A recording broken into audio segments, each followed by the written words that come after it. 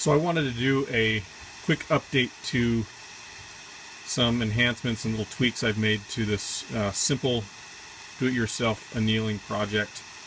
I'm going to go through a couple cases, and yes, I've already kind of timed it so I have it in my head as far as where these should be time-wise. So here's how it works.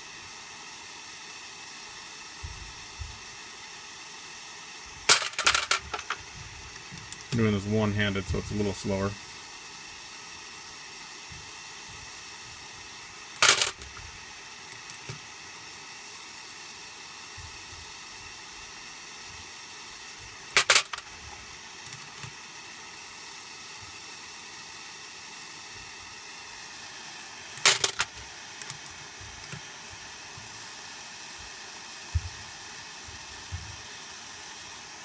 Anyway, hopefully that gives you an idea of kind of mechanics.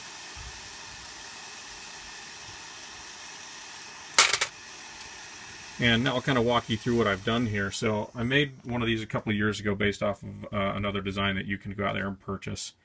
And it worked great. It can obviously always work a little bit better. And so here's some of the things I've done to this simple annealer. First thing is I had a shelf bracket that I used originally. And it worked, but I wanted something that turned a little bit smoother because it was binding up a little bit. So I had this piece of 1.5 inch kind of flat bar steel lying around from another project. So I just bent it, cut it down, deburred the edges, and it's just a little more solid platform. It's straight up and down. I like the 90-degree angle. And then I made some adjustments to kind of this turning mechanism. I had a ceramic knob, and it just kind of pressure set against this black pipe nipple here, and it occasionally would turn. So I got a wooden knob for cabinets, and then I just used a Dremel tool, as you can see, and notched out a shape that would fit really nice against that pipe so it doesn't slip. Turns really well. In there, and you probably can't see them, I've got a couple fender washers, and then in between the fender washers a couple small nylon washers, and a fender washer on the outside with a lock nut going all the way through on this bolt. And it just has enough tension that it doesn't spin freely if I let go, but it's really easy to turn. Okay, so overall really simple to use. Couple other tips.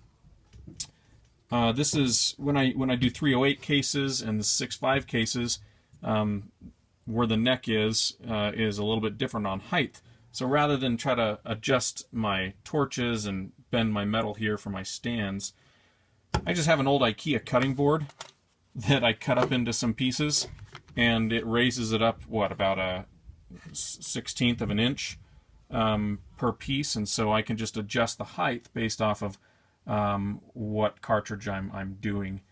And then if I'm doing my 264 Win Mag, I need a different pipe altogether. So I just made this other one. It's a bigger pipe diameter, but I did the same thing where I have a wooden dowel in there, which again you probably can't see, but there's a wooden dowel in the middle, adjusted to the right height so that my brass sits where it needs to without much adjustment. It's really easy to swap out. Regarding the stands, I didn't do a whole lot here, but these were slipping around. And so what I did is, if you can see it there, I have Velcro that I put on the back of the stand, and then a strip on the back of the the gas canister. So that keeps it secure, but I can still make little micro adjustments by just kind of moving this up and down and kind of bending this in or out if I need to get my flame perfectly aligned so that they're horizontal. But altogether, I only spent maybe a couple more dollars on materials.